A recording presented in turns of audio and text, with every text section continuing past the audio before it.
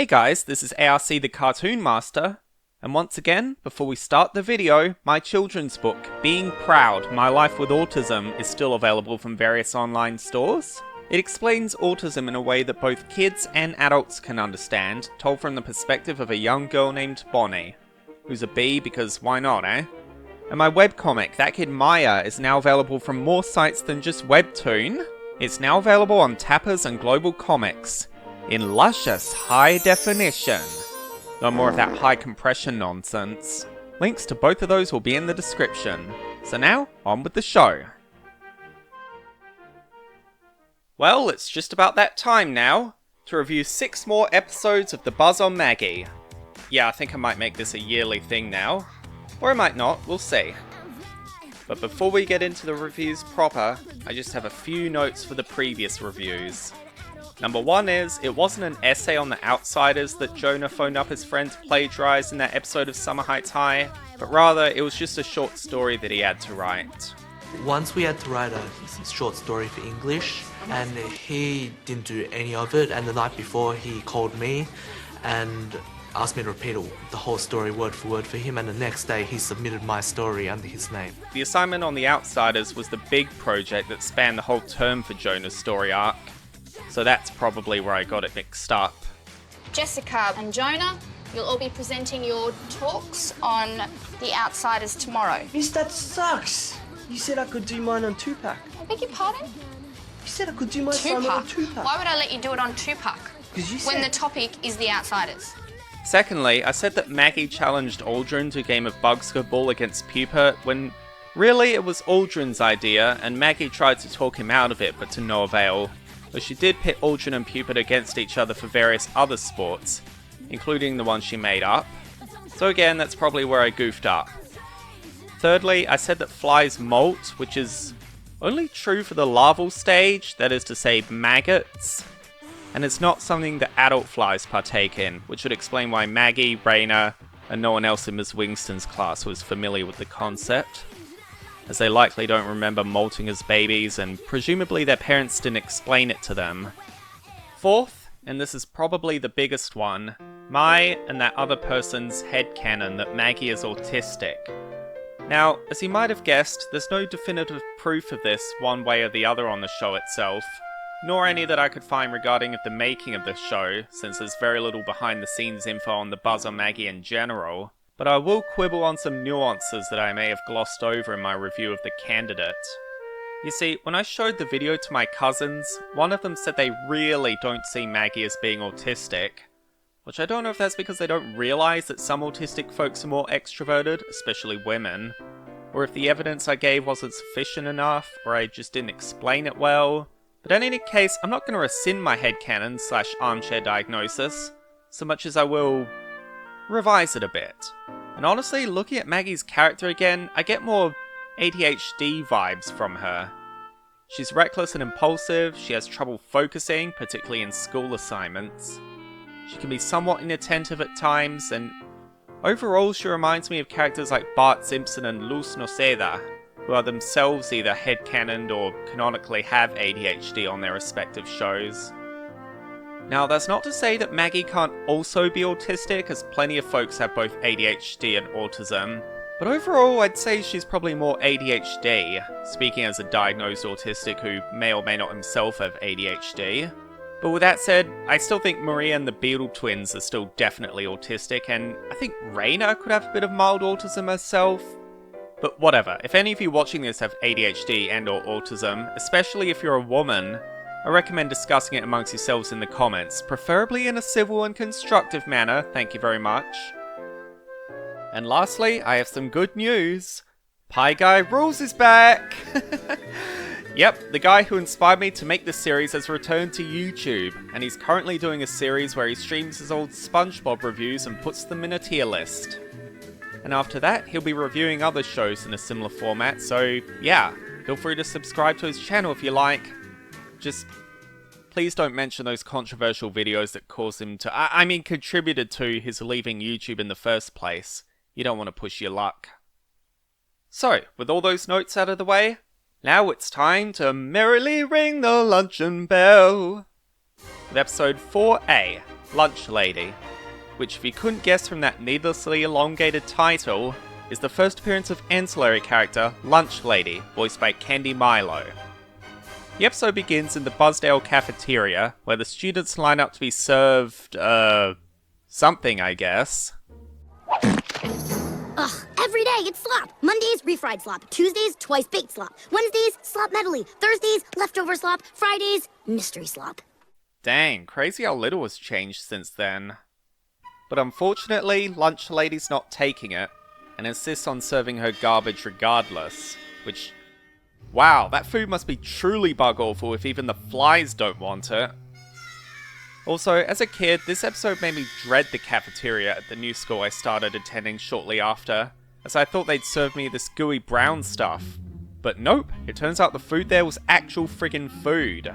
Granted, that could just be because my expectations were lowered, as this is a fairly accurate depiction of how most kids perceive cafeteria food. Screw you, I love kimchi for lunch in high school. It's better than the cardboard triangle with ragu the cafeteria calls pizza. So Maggie takes it up with Principal Pestrip, but he has his own history with Lunch Lady. Listen, she scares me. I tried talking to her once before. That's how I got this. Yeah, I don't blame him. At that point, she should be fired and blacklisted. So instead, Maggie takes to rallying up the school to get them on her side. I have a dream that someday tacos and hamburgers will rest on the same plate. A neat homage to Martin Luther King Jr., but... would this be considered cultural appropriation nowadays? It's fine, it's an insect appropriating human culture. At that point, it's like shooting Cthulhu with a musket, it's hardly gonna do jack. And at that moment, the Lunch Lady steps in, and it looks like a showdown is gonna happen, when... I'll give you change! I quit! Thanks for holding me back. You're a coward! So, with the Lunch Lady gone, now they have to hire someone to fill her position. But unfortunately, the school is blacklisted thanks to Maggie's antics, and she offers up some suggestions. I bet if we fire the math department, we can afford a fancy French chef. Or, if budget's a concern, I'm sure there's a prison cook out there looking for a change of pace. Yeah, good luck with that at a school, Maggie. At that point, you'd be better off hiring the local priest. I mean, this isn't rocket science, my friend. If ordinary moms and dads can cook, how hard can it be? So it's lunchtime the next day, and the cafeteria is neatly laid out like one of the nice restaurants on O'Connell Street. And would you know it, it turns out Pestrip took Maggie's advice a tad literally. Like you said, Maggie, if ordinary moms and dads can cook, how hard can it be? Genius! Carry on. Yeah, I wish your Pestrip's not also autistic. Yeah, I could say that because, yeah, as you can imagine, it doesn't go so well for the kids of said parents. Nice work, Mags. Now my mama can embarrass me night and day. Also, I can't be the only one who thinks Raina's mum is quite possibly a racist stereotype. Yoo-hoo, Raina, look over here, baby, it's your mommy. Oh, my book. Now, don't get me wrong, I'd much rather take this over, you know, the pre-civil rights portrayals of black people in cartoons, but if you're gonna call Betty from Punky Brewster a racist portrayal of a black woman, then what makes this any better? If any of you watching this are black, feel free to voice your disagreement and how I shouldn't speak for a race I'm not part of and all that stuff. But I will give the show credit that they portrayed a plus-size woman with a rather attractive design. Which, yeah, we may take for granted nowadays, but it really wasn't that common in cartoons at the time. Like, we just had, what, Mrs. Puff, Tish's mum from The Weekenders, and who could forget Aunt Fanny? So there's that to say about Raina's mum, at least. I'm gonna pick you up after this video's done and we'll go out for rotten pancakes later, okay? So, everything seems to be going fine for Maggie, as now she has the parents under her control. That is, until the parents get other ideas and start taking over the classes as well as the cafeteria, and just being all around embarrassing parents in general. And fun fact, this is the only episode where we hear Jim Short's kid's real name, which is Reuben, if you're wondering. Ruby, you left behind your rancid pastrami on rye! Hey, Ruben's mom. Aside from this episode, he's only referred to as Jim Short's kid, I guess because that's what he's called in the scripts for the episodes, in reference to that weird running gag in The Candidate. Security's tighter than a pair of Jim Short's kids' gym shorts. Oh yeah! Also, note to parents watching, please don't ship your kids with other kids. It just puts pressure on your kid and you end up looking like a creep to the other kid's family. Just don't, please. Oh, she's cute, this one, so ask her out already! So with the parents on the loose, Maggie goes to Pestrip for help. But it turns out he quite enjoys the new staff, as they're essentially working for peanuts. Actually, peanuts would be huge to them, so they're essentially working for sesame seeds. No, scratch that. Poppy seeds. They're working for poppy seeds. You know, microscopic.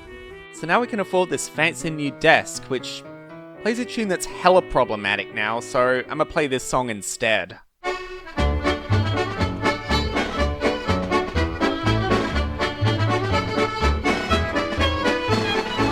But soon, Pestrip gets a taste of their nagging parenting firsthand, and demands they get rid of the parents entirely. Maggie knows just who to call. Yeah, no, that franchise has suffered enough as it is. Just leave it alone. No, she's gone to find Lunch Lady, who's hanging out at ChatGPT headquarters. Maggie Pesky, right on time. I just wanted to say I'm sorry. I got a couple of conditions. But I haven't asked anything yet. Don't have to. I'm a lunch lady. Right. I like her. She's straightforward and to the point. Just don't piss her off. You'll end up like Pestrip. And all's well as LL drives off all the parents and plunks the old guard back in their place. But in return, Maggie has to serve as the school's lunch lady and has to serve the menu that LL had set in place. And luckily, Pestrip no longer has his racist car desk. But damn it! So, how's the overall episode? Well, it does touch on some of the issues with the education system, and not the usual ones we often discuss, like which subjects should be taught and which shouldn't, or bullying, or standardized tests, or whatever. But certainly those do get their own episodes later. But more in terms of how the school itself is run, and hiring and qualifications and funding and so on. I'm legit surprised they touched on that on a children's show, especially one that doesn't quite have the same family appeal as something like SpongeBob or Phineas and Ferb. You know, actually Phineas and Ferb takes place during the summer, so I guess Milo Murphy's Law would be a better example, but you know what I'm saying, It definitely feels like an episode of The Simpsons or South Park, just without the swearing and gratuitous sex jokes. Oftentimes, we're not happy with the way society is run, so we try to take matters into our own hands, but only end up screwing them up further. Or, at best, making a net zero impact in the process.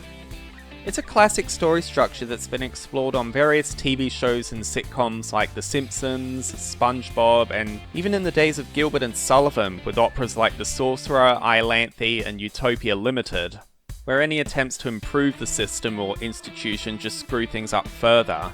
But, much like Jeremy from last time, this is a fine example of how just because a storyline is stock or tropey, doesn't mean it's automatically bad writing to use said storyline. You just need to find a new way to tell said story, and this episode does exactly that. The idea of parents running a school sounds like it might work on paper, as generally our parents have a stronger emotional bond with us than our teachers, just trying to get through the day with some sanity left do. Except for some parents and that one really cool teacher. Until you remember, oh yeah, all your friends are at school and potential bullies, so you don't want your parents to embarrass you by doing or saying anything that should remain a home thing. As awesome as our parents are, provided they actually do their job as parents, they're not always qualified to do everything. Hell, even if your mum's a teacher, you're not going to want to be taught by her. You could be unfairly graded, possibly even lower to overcompensate, and your classmates will be clowning on you to no end. So, to anyone in that situation, my sympathies go out to you.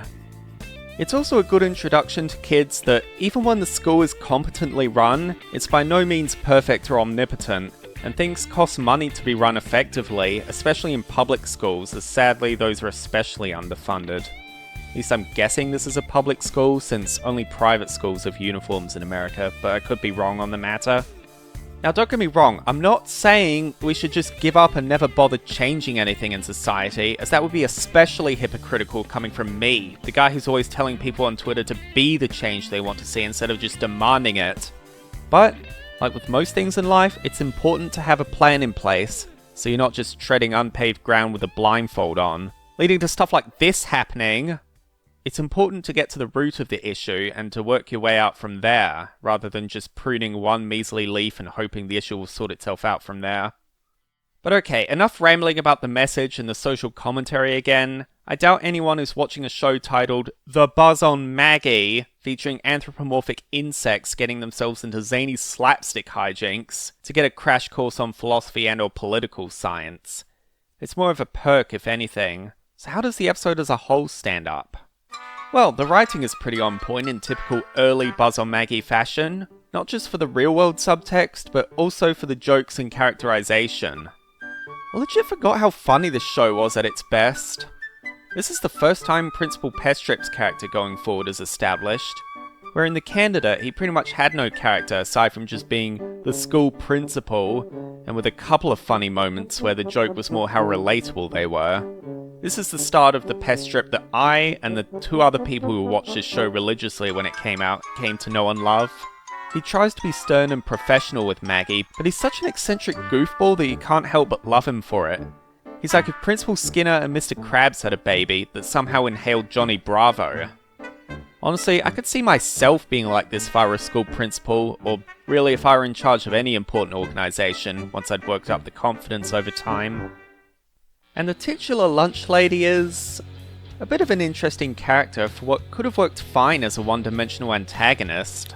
She's serious and threatening, but only because she's passionate about her job and won't let anyone boss her around on the matter. Not even the principal. Poor guy.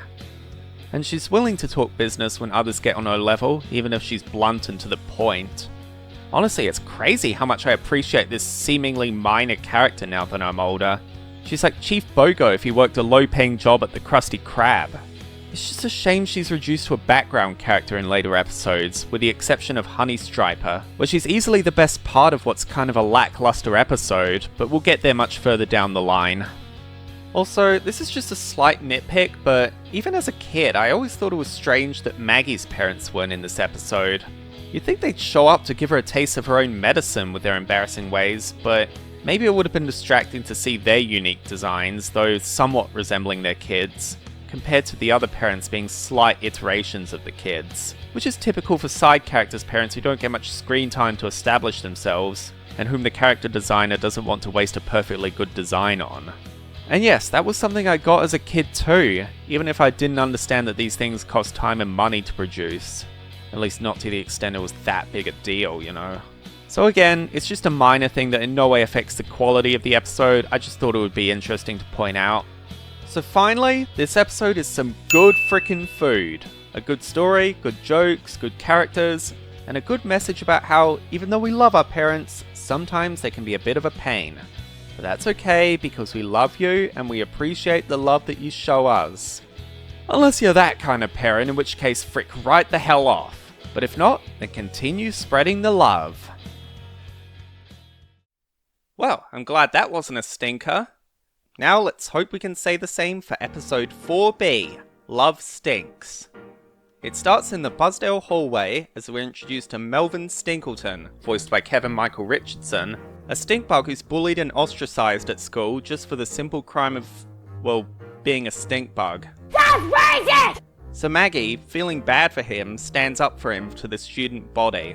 Hey! Don't any of you buzzheads realize that Melvin here can't help it? He's a stink bug, for crying out loud. It's his natural defense against predators. You speak of justice, yet you are cruel to those most in need of your help. Also, side note, who else thinks Jessica DeChico would make a good voice for a young Esmeralda if they were to do a Hunchback prequel? You know, an actually good one.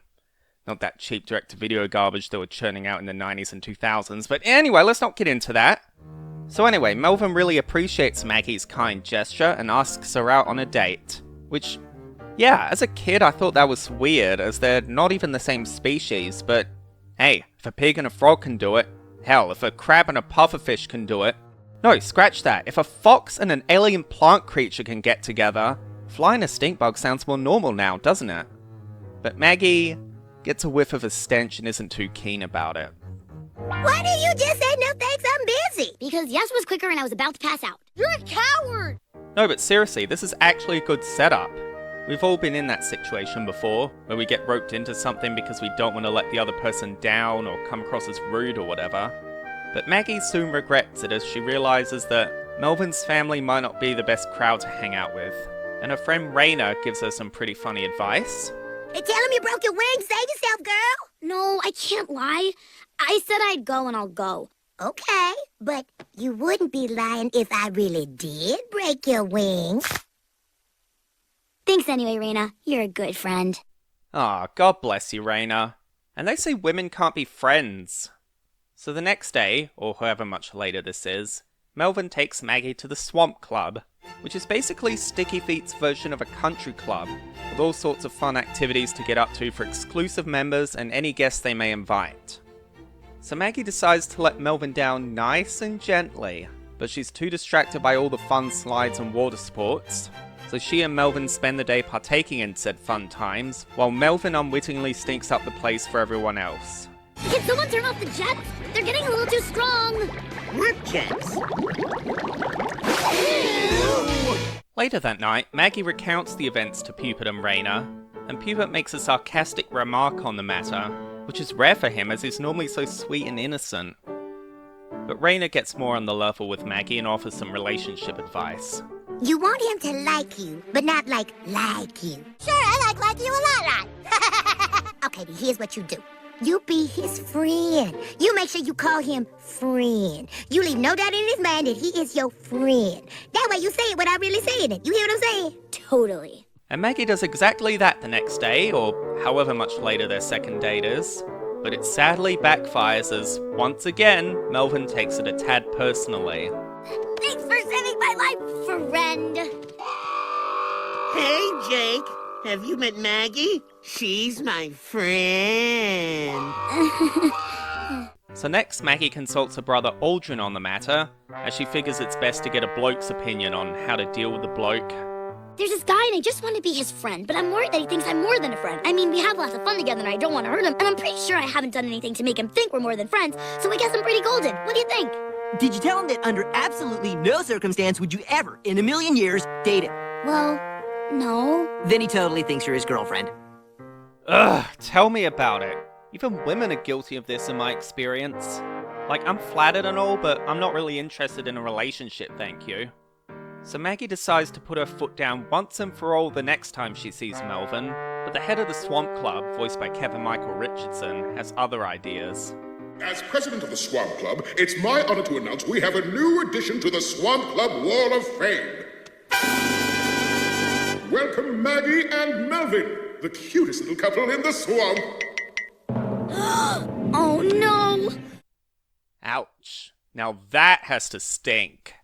Also, I'm pretty sure that title's already taken, thank you very much. And hopefully their next movie is actually good, in spite of the cheap cash grab it clearly is. And oh boy, Maggie's humiliated here. But Melvin feels validated now that other bugs are supposedly accepting him for who he is, farts and all, and he decides to really let one rip. I am Melvin Stinkleton. Hear me roar!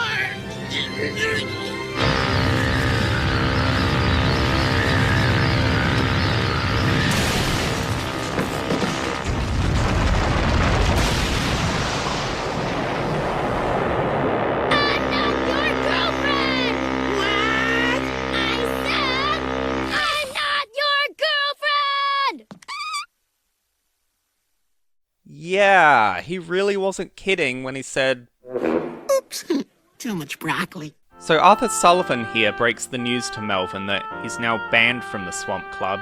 But luckily for Maggie, she's allowed to return anytime she wants. But she turns down the offer as she realizes she enjoyed spending time with Melvin, just as a friend. Friend. And it would be a jerk move to enjoy something he can't. And they proceed to walk off into the sunset, just as friends. Well, that was quite an episode. So what's there to discuss this time? Well, I thought the relationship between Maggie and Melvin was pretty cute. Not because I think they'd make a good couple, but they really make good friends. And seeing Maggie try to gently friendzone Melvin without hurting his feelings is something I'm sure most of us can relate to once we get to the age when we start getting boyfriends and girlfriends and the like.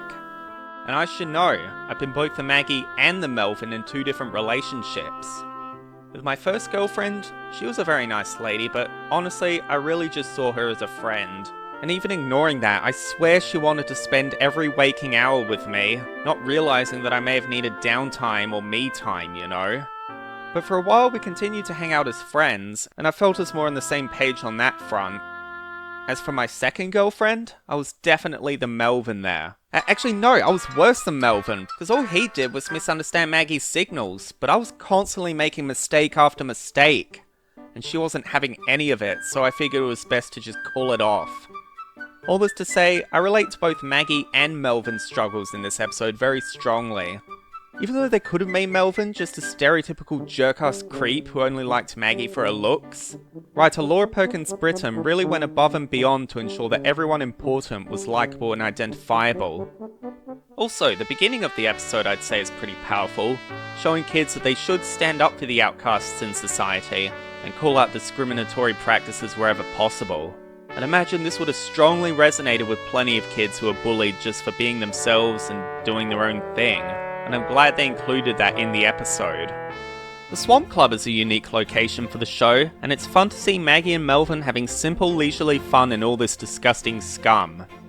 Which is a sentence we humans don't use very often. But yeah, I thought this was a neat addition to the show, adding more to the world building of Sticky Feet and this insect world as a whole. Yeah, honestly, I don't really have much to say about this one. It's just a cute and relatable episode. Nothing really that great like Lunch Lady, but it's a good entry in the series nonetheless. Easily a good episode. Showing that not every romance is bound to last, but the friend zone is a good zone to be in. But don't let that good rating cheapen what might be a worthy contender. Episode 5a, The Price of Fame. We start off with a nice change of pace for the series as it opens at Sticky Feet Park, with the lush green lawn and clear blue sky.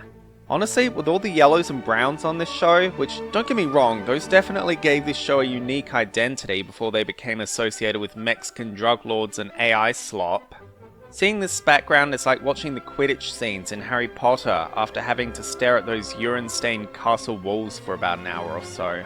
It's like drinking wet air! But anyway, it's a beautiful spring day in Sticky Feet. Keep in mind, this is America, so they take the whole summer off school, as everyone's having a nice peaceful time at the park, but Maggie has other ideas. I'm Maggie Pesky. Remember that name because one day, I'm gonna be a famous rock star. But today, I play for free. So sit back, relax, and get ready for some rockin' toonskis. Don't you need a permit to go busking?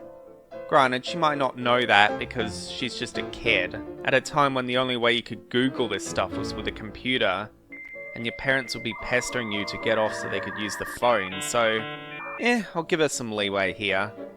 What isn't excusable, however, is that she blasts the amp so loud even Spinal Tap would be quoting Kindergarten Cop.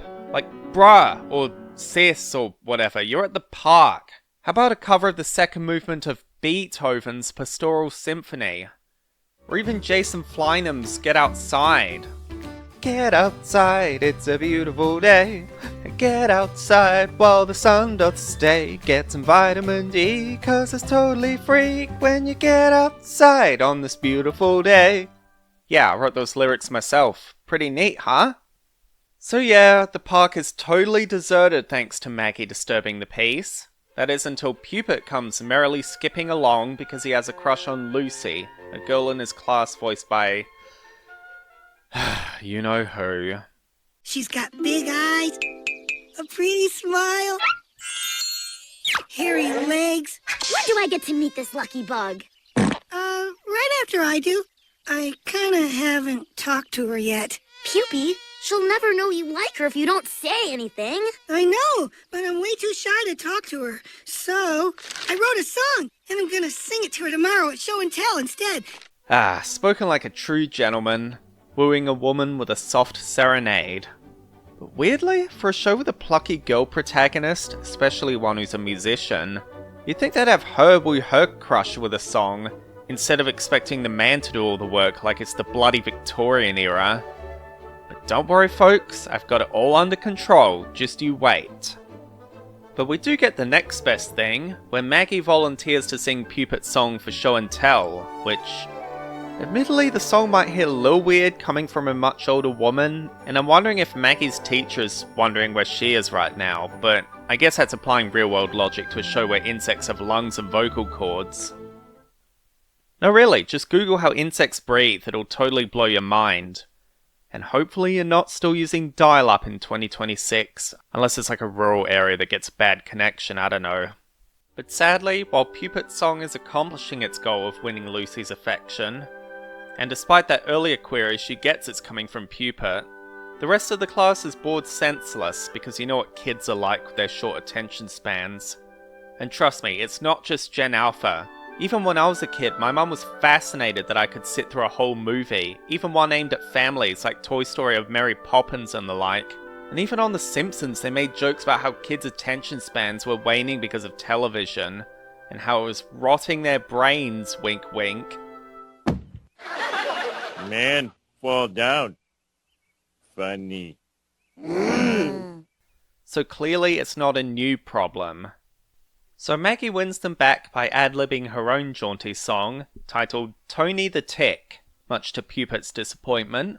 Tony the big green tick had a nose that he loved to pick. Tony the big green tick had a nose that he loved to pick. Tony the big green tick! That was gold, baby! And I just made it up. What a rush! And in freaking F sharp, no less. That can't be easy, even on a sharp-friendly instrument like the guitar. You were awesome! Yuck! I just hugged a slug. Ugh.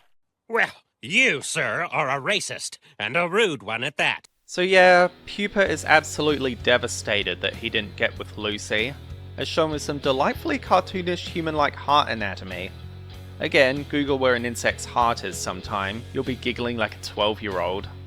But luckily, Maggie's invited to perform at Lucy's birthday party, so Maggie invites Pupet to be her roadie, so basically he'll be in charge of setting up the equipment and all that behind the scenes stuff.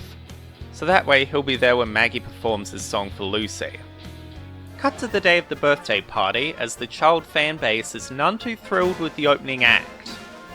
You know, I think there's a Camp Cope song about this scenario. It's called How to Alienate and Lose Fans. We want Maggie! We want Maggie! We want Maggie! Hey! I'm gonna finish my 20 minutes whether you brats like it or not!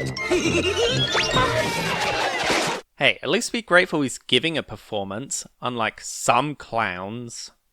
So Maggie goes to perform on stage, with Dr. Carl here being forced to hold all the kids' stuff, as they get front row seats in the pool. But as she goes to sing Lucy... Goody! Tony the Tick! I sang that already. Tony the Tick! Tony the Tick! Tony the Tick! Sing it, or we'll tell our mommies. We'll tell our mommies! We'll tell our mommies! Which, yeah, I know that doesn't sound threatening, but trust me, as a creative myself, nothing is scarier than being told your kid-friendly work isn't kid-friendly. It just doesn't hit the same if the antagonist in my story says big leg beard instead of fat leg beard, you know? But yes, unfortunately, Maggie has gotten too famous now, so she's at the mercy of her fan base, or fandom as the kids call it now. Sadly, this is way too topical now, in the wake of Gooseworks now coming to dislike her own creation, the amazing digital circus. Thanks to the bloody fans pestering her about her show. Like, lighten up, people! Be grateful the creative work exists and cherish it.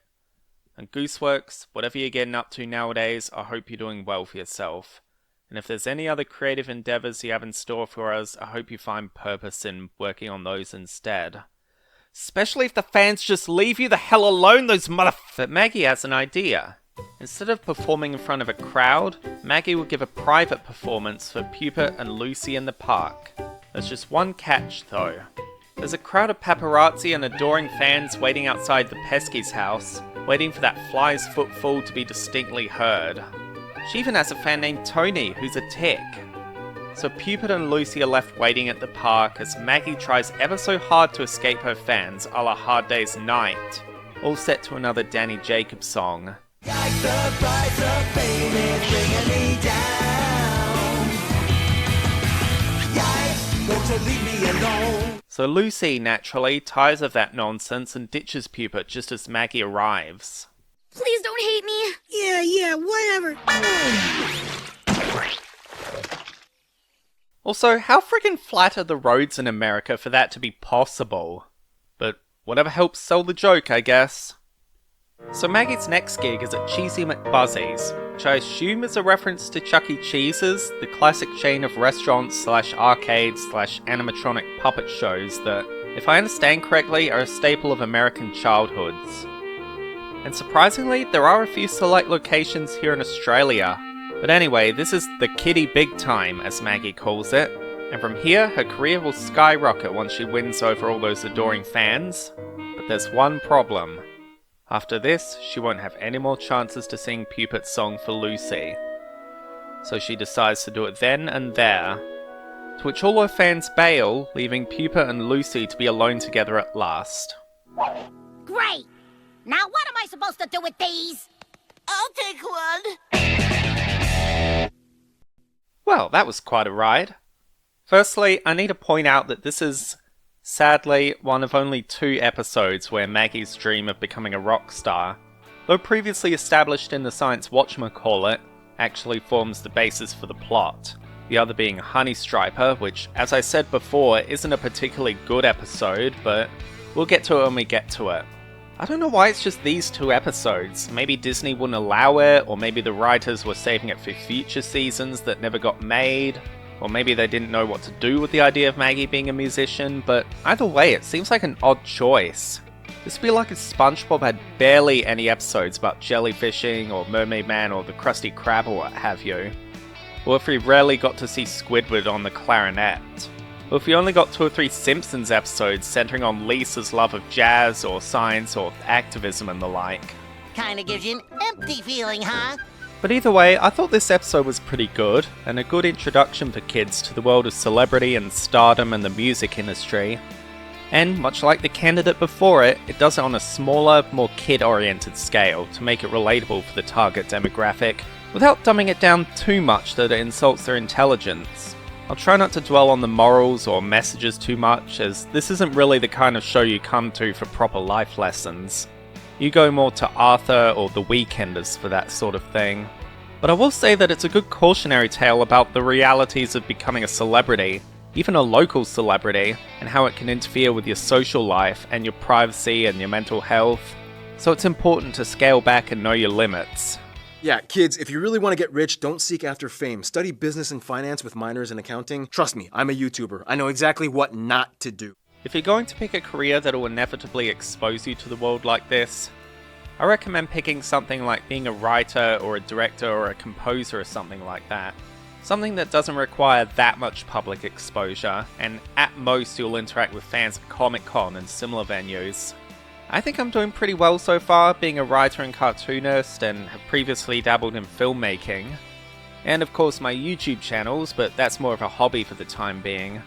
But yeah, in this age of social media, I should really learn from people like Gooseworks and Pie Guy Rules that if I ever reach their level of success, if not higher, I really should avoid interacting with rabid fans whenever I can, because, oh boy, that's enough of a toxic waste dump for even a relative nobody like myself. But for the episode itself, it once again presents a cute little romance story between Pupert and Lucy. And this time it's reciprocal, at least once Maggie can finally perform for her. Now obviously in that 6 to 8 age range, it's not going to be anything too deep, just 2 kids having simple crushes and puppy love. But nothing that'll make you go, don't let those writers near my kids. But as far as that goes, I thought it was pretty cute and well executed. It's just a shame we don't see Lucy again except for background cameos and a brief speaking role in Pie Face. But I guess that's to be expected for one's first crush. Also, whatever gets Tara Strong paid less. I also like this manager character, voiced by Candy Milo, who randomly shows up at Lucy's birthday party. He's in no way set up or foreshadowed prior to this point, he's just randomly inserted into the episode, and he's Maggie's manager. Which I guess is part of the joke. He's basically there to be a soulless corporate shill, telling Maggie to chase trends instead of expressing herself as an artist. Honestly, it's disgusting that that's the world we live in, and people wonder why I decided to self-publish my IPs instead of, or maybe in addition to someday, pitching them to a network or any similar corporation. And even then, that's a huge maybe if saving Mr. Banks has taught me anything. So yeah, good job teaching this concept to kids in a way they might understand, and if they don't, they can just ask their parents. And like I said, even though Maggie's love of rock music is barely explored on the show, despite featuring heavily in the intro and the advertising, Meet the newest girl on Disney Channel. Never met a girl like her. I'm glad we at least got this episode dedicated to that aspect of her character. And it's always nice to hear an up-and-coming indie artist hone her craft. Again, it's a shame we didn't get to hear her serenade a potential love interest herself, but I understand if it's just not something the writer, Rochelle Romberg, was personally interested in recounting, rather than it just being a case of, oh, it's the man's job, women are just expected to stand around and give subtle hints, or any of that outdated nonsense. And don't worry, the first issue of my graphic novel, Adele Preteen Music Whiz, will be out someday, once this and a couple more issues of Maya are out of the way. And hopefully she'll be a real game changer in that regard. You can read the first few scenes for yourself on my ArtStation, link in the description. Awkward tangent and shameless plug aside, this was yet another good episode, combining the social commentary of Lunch Lady and the cute kitty romance of Love Stinks. The price of fame is well worth the price of your Foxtel subscription. Or, actually nowadays you can watch The Buzz on Maggie for free on YouTube, but you know what I mean, the time period and stuff. But now we explore a time period centuries prior, with episode 5b, King Flear. So we're back at Buzzdale Academy, as the drama class is rehearsing a production of, what else? King Flear. A not so subtle takeoff of William Shakespeare's King Lear. Now, admittedly, I'm not exactly an expert on the works of Shakespeare. My area of interest is more in Gilbert and Sullivan, in case you couldn't guess from literally any of my videos from 2020 onwards. But from what I'm able to gather from my research, King Lear centers on a king who decides to split his kingdom amongst his daughters, based on how much they say they love him, only for it to bite him real bad when his eldest daughters treat him like garbage, eventually driving him to insanity, only for his youngest daughter to witness the tragedy unfold. Yeah, honestly, I'm looking forward to checking that out once I get around to watching the plays of Shakespeare, as it sounds pretty intense and engaging. So yeah, this should make for a fun acting gig at Buzzdale, right? Wrong! Because the play is being directed by this sourpuss of a drama teacher named Cornelius Bugspit, voiced by Curtis Armstrong, whom you might remember as the voice of Snot from American Dad, Dan from Dan Versus, and Mr. Moliguaco from The Emperor's New School, who's basically the same character with an American accent. Just imagine if Squidward quit his job at the Krusty Krab, took up a teaching course and decided to teach music to a bunch of high schoolers, only to find they're not taking his class seriously enough for his liking. And that's basically Mr. Bugspit. He's a pompous, arrogant snob who takes a my way or the flyway approach to his teaching methods, which, as you'd imagine, strongly clashes with Maggie's philosophy of self-expression and enjoying life at one's leisure. Or leisure, I'm not sure how you say it.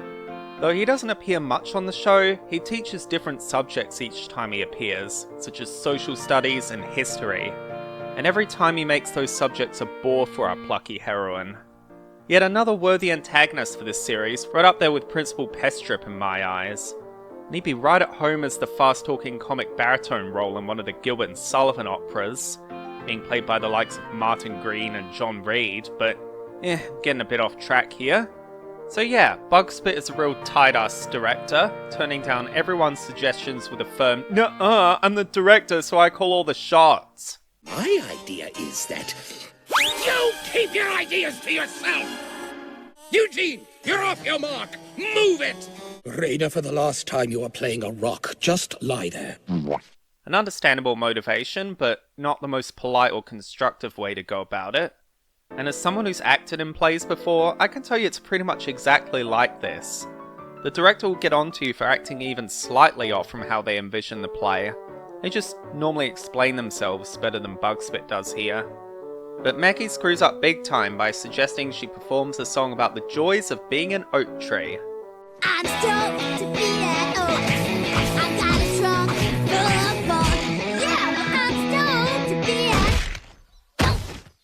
Because adding a musical number into a Shakespearean tragedy worked so well last time. Mr. Macbeth is a naughty man. Do. He gone and killed another man. Do. So later that night, she vents her frustration by knitting a jumper out of spaghetti. Do you have this in a linguine? And Aldrin explains to her the realities of acting on stage. He's the director. The director's like the quarterback. He's got to be completely in charge. And what do you know about it? Have you ever directed a play? No, but at least Bugspit and I have both been in charge of stuff, which is more than anybody can say for you. So Maggie gets the brilliant idea to direct her own production of King Flear, one where she, the director, isn't such a tight-fisted, micromanaging ruler of the Queen's Navy. Oh yeah, I forgot to mention that Bugspit was looking to enter the drama students in an acting competition at the Sticky Feet Civic Center, and Maggie's going toe-to-toe with him in their antithetical directing styles. And as such, Maggie lets the actors play their parts to their heart's content. Eugene doesn't have to stand exactly on his mark. Raina can be a Kung Fu mermaid princess. But can she go up against the football-playing king from space? And Wendell gets to use cringy anachronistic hip-hop slang. Well, I know I'm the palace guard, and I'm supposed to say, "Hark, who goes there?" But I was thinking, what if instead I say, "Yo, my peeps, what up?" Hip-hop guard. Hop to it. All right. Word to your mother. So all's going fine and well. For now. And as Maggie goes to advertise the play on the school bulletin board, Mr. Bugspit catches wind real quick. Come see the next winner of the Royal Academy Drama Contest, King Flear.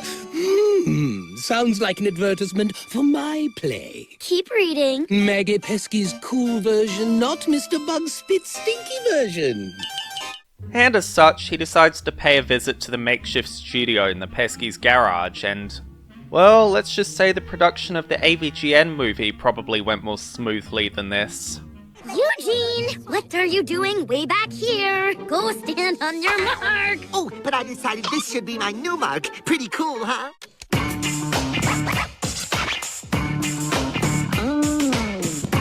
It's Greg Bundle and I welcome your input. But with that music, no one will hear the dialogue. Your feet ain't so tough now, are they? See?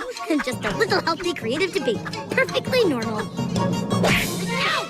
Watch it, Eugene! Oh look, a female groin shot. That's rare.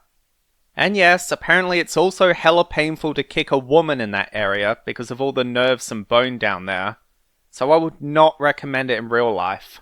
So in other words, Butters was just a wuss that time, as if he's not all the time. So after that little display, Maggie realizes her hands-off approach backfired big time, and she decides to go SpongeBob and the Great Snail Race on their abdomens. With only a few days left until the competition, Maggie is stricter than even Bugspit was, and even the most mundane mistakes are treated like they called her mother a racial slur. My kingdom! I mourn for my kingdom! Again, but this time, try acting! As the night of the big competition arrives, the cast are finally fed up with Maggie's bug crap and really give her a piece of their mind. You got us all excited, telling us you'd use our ideas, but now you've stopped using them completely. You're even worse than Bugspit. Huh, is that why the character is named Bugspit? Just for that one pun? Well played, writers, well played. Okay, tell you what. Why don't you all agree on one idea, just one, that'll make you all feel better, and I promise to allow it, whatever it is.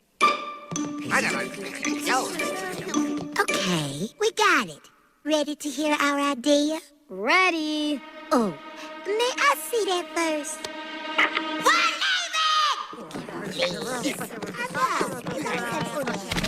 Leaving?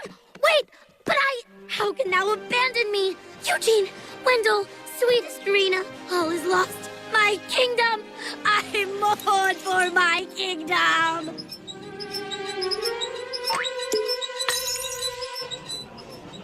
So yeah, Maggie is left without a play to perform, leaving Bugspit to basically win by default. The winner of the Royal Insect Academy Drama Contest is King Flear, directed by Smiley, the pantomime bug. What? Oh, I stand corrected. Well, good on you, Mimey. You're a credit to mimes everywhere. Oh, be quiet! Thus, the curtain falls on yet another episode of this underrated series. So how does it hold up? Once again, I'll start with a quick rundown of the themes and messages of the episode. As I said before, I've acted in plays in the past, ranging from an operetta based on one of the lesser-known Grimm's Brothers tales, to an autism awareness piece, and even an abstract avant-garde play about the lost soldiers of World War I. So this is familiar territory for me, and though it's exaggerated for comedic effect, this is a pretty accurate portrayal of how it is to put on a play, and just how stressful it can be to get things going according to plan. And yes, with collaborative works in general, it's a fine line you have to teeter, between micromanaging everything and not allowing the actors to improvise or give their own personal touches in general, and taking a more hands-off approach and letting the cast and crew do whatever they want, thus the vision just gets lost in the mix. I know this is kind of a basic safe take, but I'd say a healthy balance of both is the key to go. It's best to go by the book to an extent, but it's also good for everyone involved to add a little bit of personal touches instead of just reading everything verbatim. And here's something I've only noticed upon this rewatch. The plot of this episode is, in a sense, kind of an adaptation of King Lear in of itself.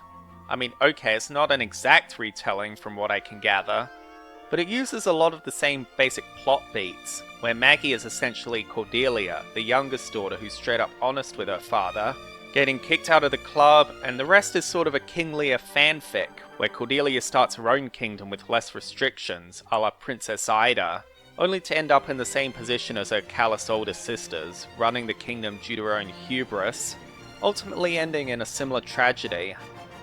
Honestly, it's clever that they worked the plot of the play into an episode about the play, even if it's not an exact one-to-one retelling.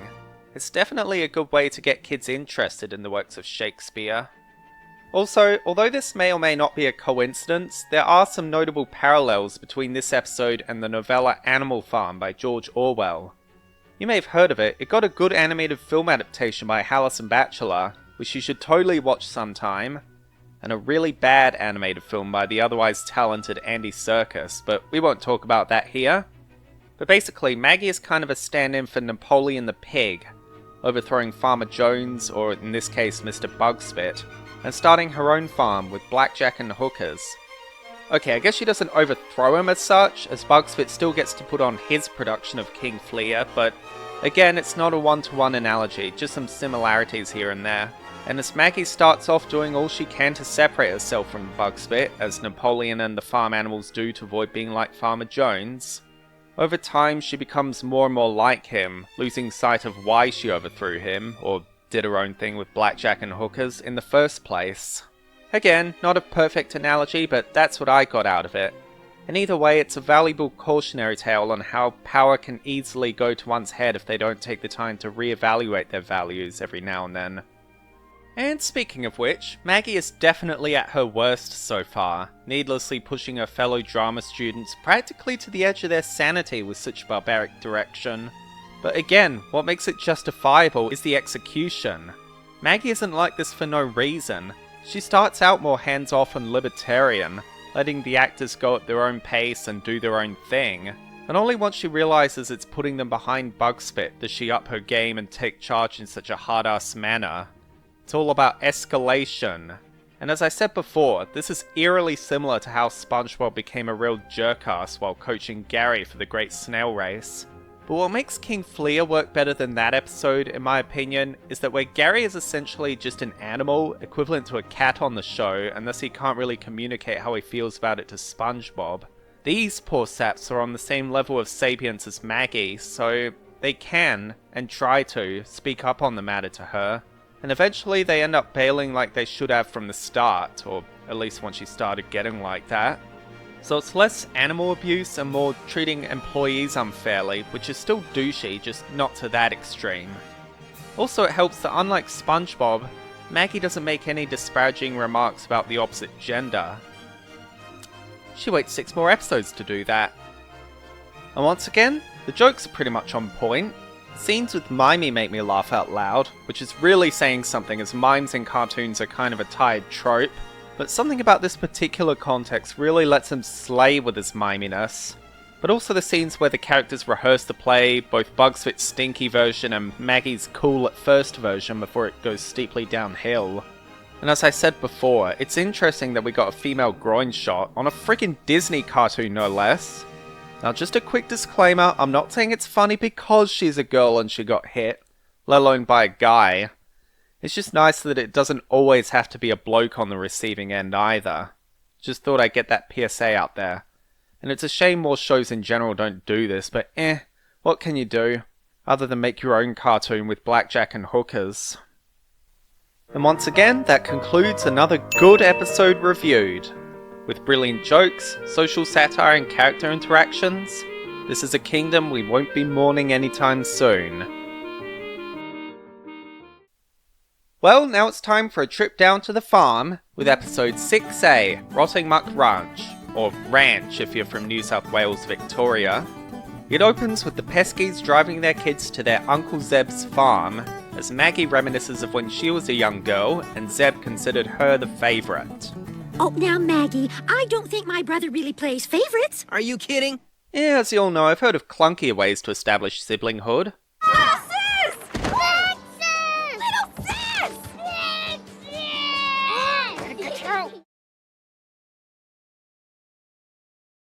So they arrive at Rottingmuck Ranch, and as expected, Uncle Zeb, voiced by Kevin Michael Richardson, is happy to see his family, and when he sees how strong Aldrin has gotten, he assigns Aldrin to do all the barn work. Yeah, this is basically that comic about consent. So Maggie bows down to receive the favourite hat from her childhood, but much to her surprise, it instead goes to Pupert. Yeah, what were you saying about your brother, Frida? So after Chauncey and Frida showcase their typical douchey parenting, I get it, you're dropping off the kids because you want a break from them, that's fine and all, but do you have to be so blatantly hasty about it? Maggie and Aldrin are stuck doing chores while Pupert gets to have all the fun. Well, we do get a neat bit of foreshadowing for later, as Zeb's prize bacterium, the equivalent of a cow on this show, is about to divide in two. It's a boy! Yeah, even as a kid I always wondered how that works, but it's a cartoon, so let's just move on. And Maggie's efforts to win Zeb over with her cuteness don't go so well, so he asks Pupert to cheer him up by dancing to his banjo music. Then Aldrin reveals something that changes everything. My hat! No, back when I was Zeb's favorite, it was my hat. I could have told you that this time Pupert would be the new sheriff of Favorite Town. Then why didn't you tell me? So I can see that face you're making right now. Oh yeah, that's a keeper. Okay, that got a hearty chuckle out of me. But writing good jokes will have to wait, as there's one measly problem looming over our heroes. That the farm is being closed down! In part thanks to Celia and the rest of the bacteria refusing to divide more, which Zeb needs for his upcoming auction. So Maggie and Aldrin try every which way they can to help him out, including physically pulling the bacteria apart, threatening to starve them, and even karate chopping them. Man, even Sandy would think that's not cool, man. But sadly, these all result in Maggie and Aldrin getting dumped into the whatever these are pen. Are they paramecia? Are they... I'm not sure, whatever. But as the day of the auction approaches, they discover by accident that they can just hypnotize the bacteria into dividing. And just to make sure it's not triggered by accident, Aldrin uses a special code he came up with. Some random series of letters and... 76QQ309. My basketball scoring record, the section of bleachers I can hit a fly ball to, plus the number of times I've been homecoming king times the number of places my teeth gleam when I smile. It was the first thing that popped into my head. And with that, the duo successfully breeds a bunch of calves ready for the auction, and Uncle Zeb is absolutely thrilled. So he decides to reinstate Aldrin and Maggie as his favourites, or just Maggie. Makes sense to me. Blame the hat. It makes me do crazy things. Insolent coward. Yeah, this time Miguel couldn't make it because he was done with Maggie selling out. So now Aldrin and Pupert team up to get back at Maggie as the auction proceeds to go through as planned. Too bad to the gentleman going once, twice, sold to the man with no teeth. But things take a dark turn as Pupet hands the auctioneer a note. Hold those bids, folks. Looks like there's a car out in the lot with its lights on. License plate number 76QQ309. What?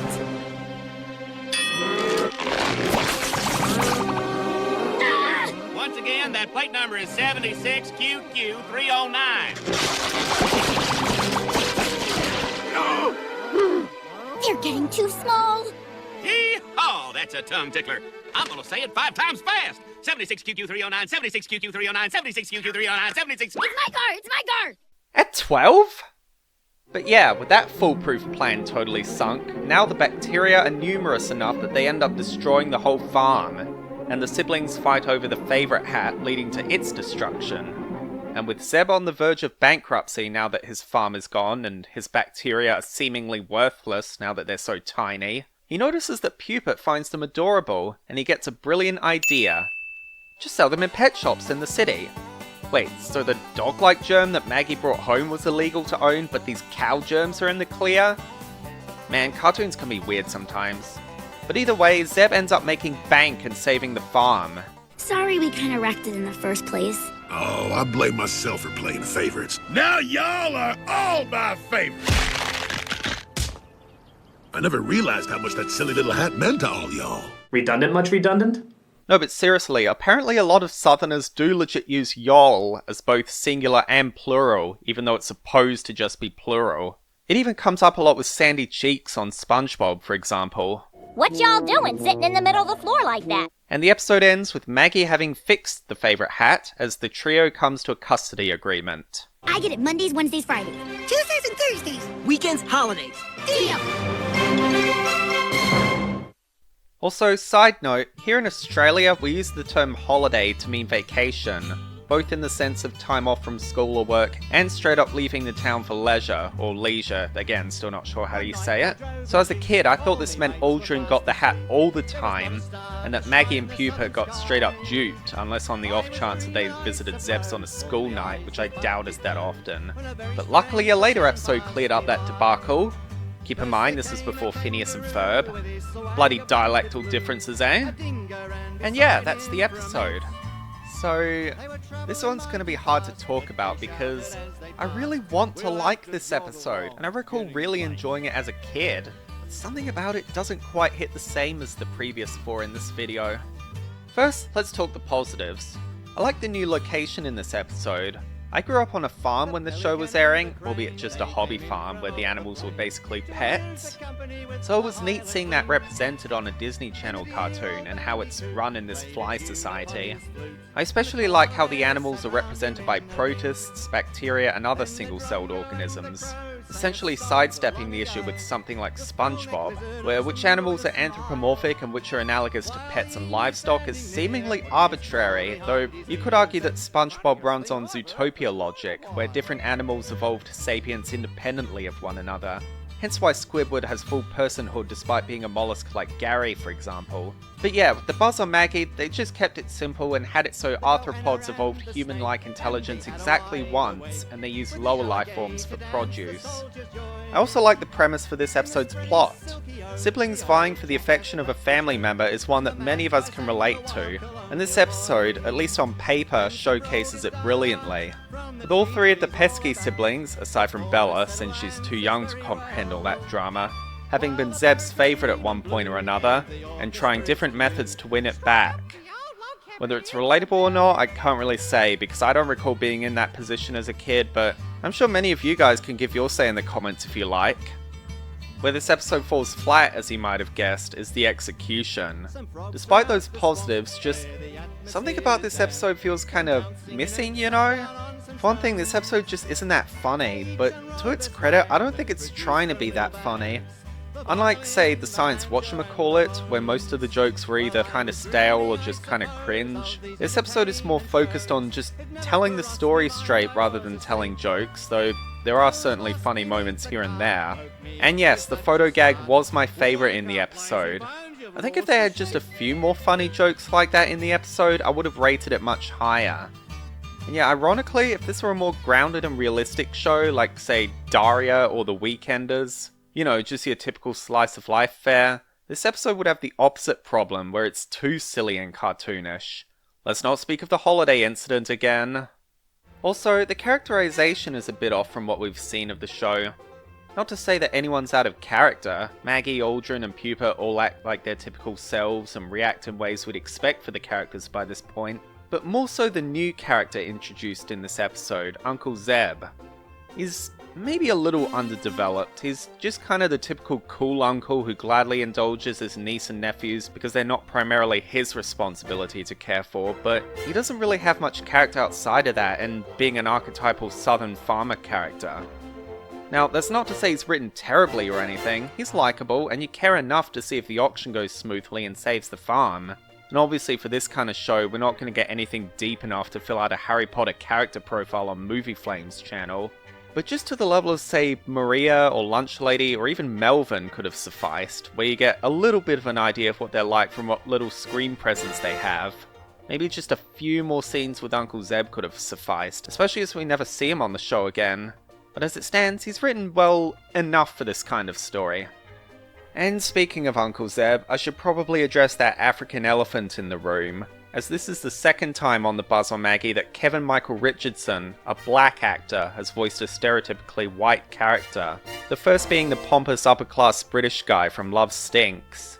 This show was made in the mid-2000s, long before the Apu scandal in 2018 and the Black Lives Matter movement of the late 2010s and early 2020s, both of which in some way contributed to the current voice acting convention where characters are voiced by actors of the same ethnicity as them. Now, personally, I neither agree nor disagree with that mindset, and I know what little comments I get on this video will most likely just be calling me woke and full of white guilt or whatever, but at least I understand why this is a thing nowadays with the current push for racial diversity without sacrificing merit in the entertainment industry. And I just thought I'd bring this up to let you all know that this show is, in some ways, a product of its time. And rest assured, I doubt they would let a casting decision like this fly today. Get it? It wouldn't fly today. But back to the episode itself, this also marks one of the first instances of Chauncey and Frida's douchey parenting. Yes, technically it debuted in The Flyinator, literally the first episode of the entire series. Feel free to watch that review for more info. But there, they were at least teaching Maggie a lesson with regards to watching horror movies. Here, they're just kinda, see ya kids, and just zip the hell out of there. Like, come on guys, at least give them a heartfelt goodbye. Some hugs and kisses and stuff. I think I'll miss you most of all. Instead, they're basically admitting to their kids that they just dropped them off at Zeb's place just to get rid of them and not have to deal with hearing their kids bickering and pestering all the time. Which, don't get me wrong, this is something every parent has to deal with. Even Chili and Bandit have their limits here and there.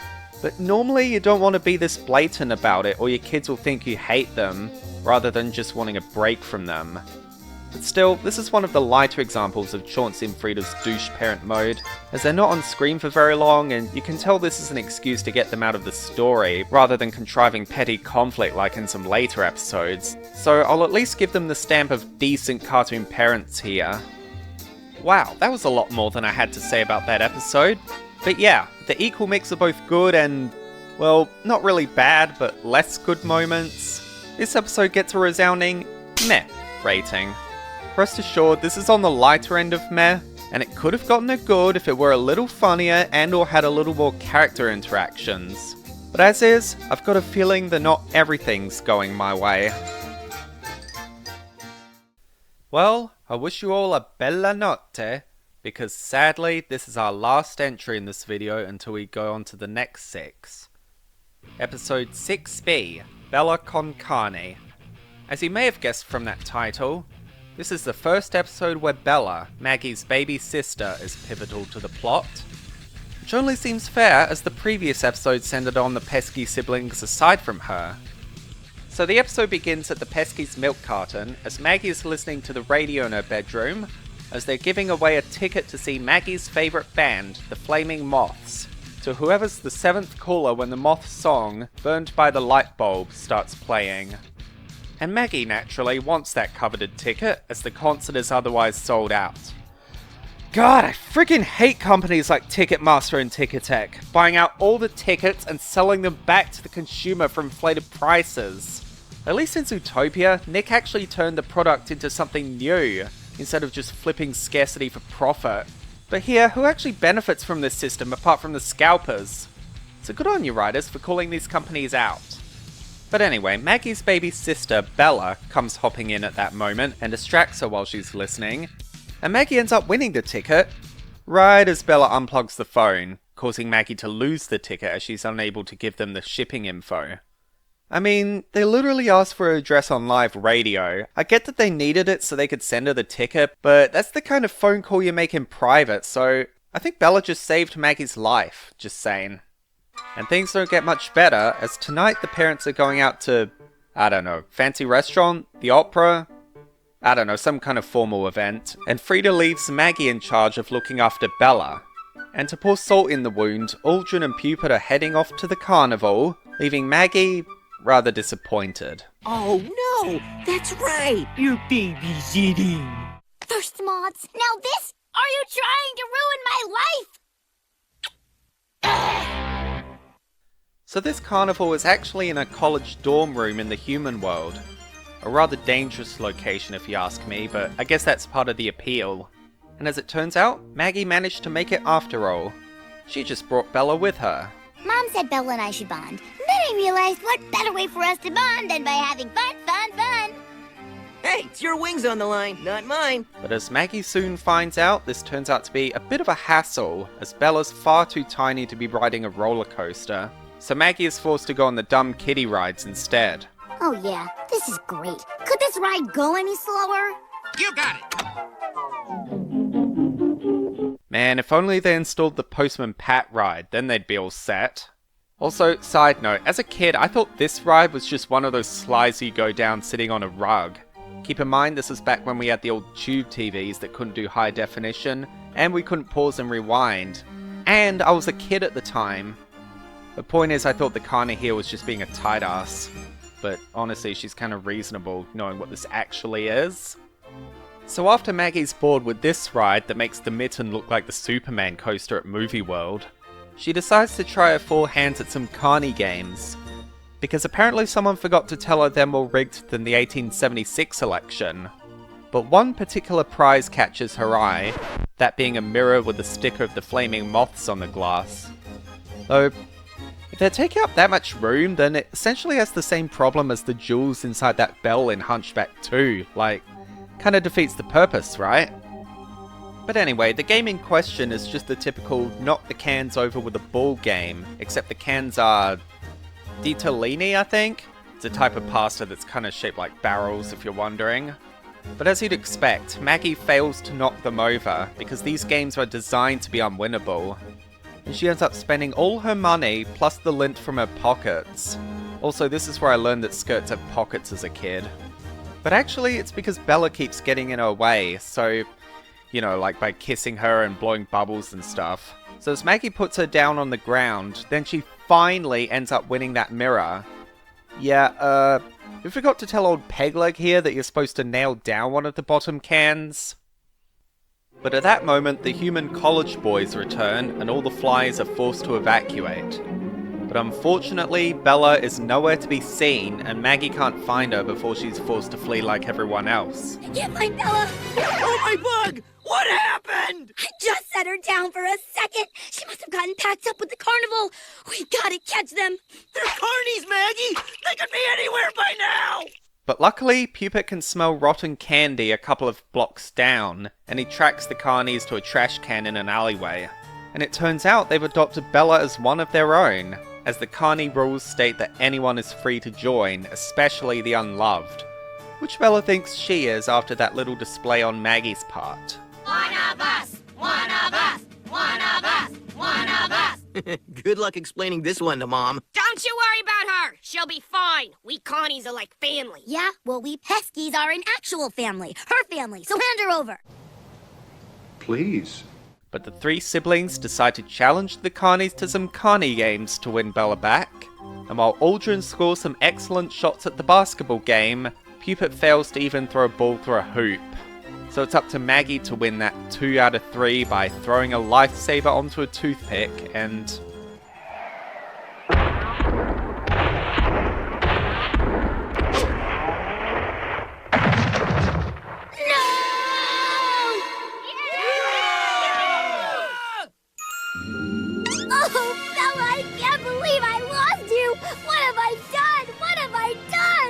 when old Pegleg sees that Maggie truly does love Bella, she proposes that Maggie give up her flaming moth's mirror in exchange for Bella. And thus, everything is resolved nice and cleanly. The siblings even manage to beat Mum and Dad home, right before Bella cleans up the evidence. Maggie? Sweetie? Why does Bella have your hand in her mouth? Bonding? Oh, now that's my girl. So yeah, that's the episode. Now, this one's interesting as it's essentially the inverse of Rottingmuck Ranch, in that I didn't particularly enjoy it as a kid and found it kind of forgettable, but I found myself quite enjoying it as an adult. Like, I don't know, just something about this episode seemed kind of mean-spirited, to use an overused cartoon reviewer term. But honestly, I'd say in this case it kind of plays to the episode's strengths. First of all, we get another change of location with the Fly-By-Night Carnival, not only as a satire of shady-ass carnivals with their games being outright scams, but also with it being on human territory that adds that extra layer of stakes when Bella goes missing. Because let's just say we're not exactly kind to maggots.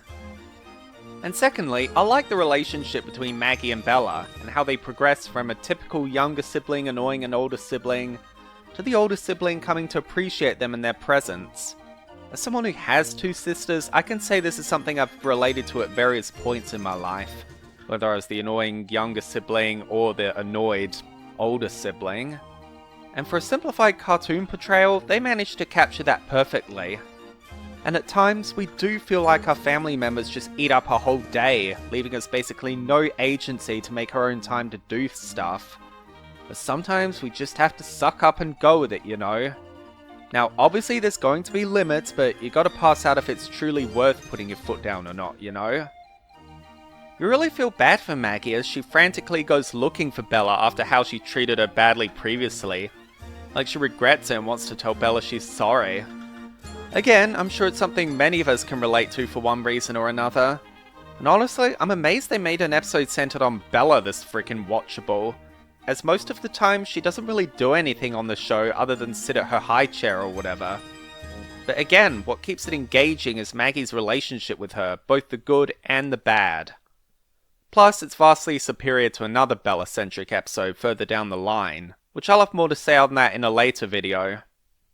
So yeah, even though I remembered this episode being kind of meh and slow to get through, I can safely say upon rewatch that this is a certified good episode, showing that younger siblings can be a bit of a handful at times, but their older siblings do care when something goes wrong. And that covers the second set of 6 episodes of the Buzz on Maggie reviewed. Once again, 5 of the 6 episodes received a good rating, with 1 meh being Rottingmuck Ranch. And even then, not by much, it's more on the good end of meh. So now that leaves 10 good episodes and 2 meh for what we've covered as a whole. This show's still looking pretty fantasious as of yet, but time will tell if the show keeps that level of quality going forward. So join me next time as we cover the next 6 episodes in the series: Bug Sitting, Le Dermité, Pie Face, The Hangout, Slumber Party, and Spelling Bees. Also, one user by the name of Bugs Bunny has requested that I make a video on the Buzz on Maggie pitch Bible, which I briefly touched upon in the Jeremy review, so keep your eyes out for that in the near future. And once again, feel free to check out my written works, That Kid Maya and Being Proud of My Life with Autism, plus the first 3 scenes of Adele Preteen Music Whiz. And don't forget to support me on Patreon and buy my wares on Shutterstock and Sheet Music Plus. Links to all of those are in the description below. So yeah, this is ARC the Cartoon Master, and I'm signing off. Also, this is what our Carney games look like in Australia.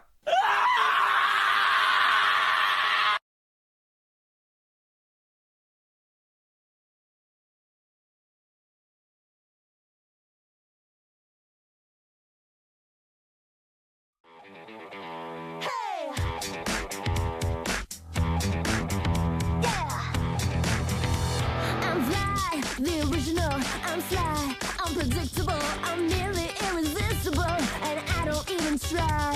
I'm easily excitable, completely undeniable, and sometimes unreliable. Don't ask me why, don't ask me why.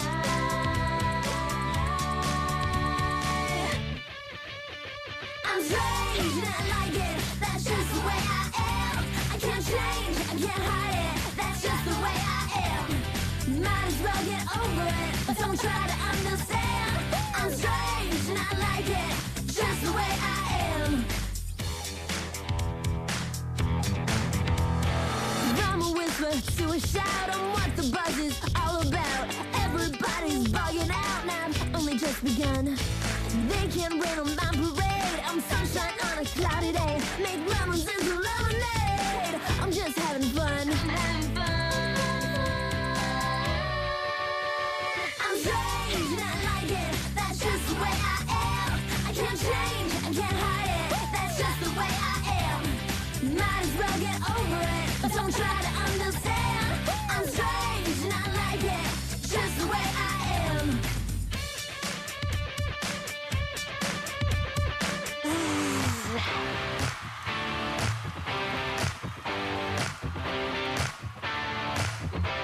I'm strange and I like it. That's just the way I am. I can't change, I can't hide it. That's just the way I am. Might as well get over it. Don't try to understand. I'm strange and I like it. Just the way I am. I'm strange and I like it. That's just the way I am. I can't change, I can't hide it. That's just the way I am. Might as well get over it. Don't try to understand. I'm strange and I like it. Just the way I am.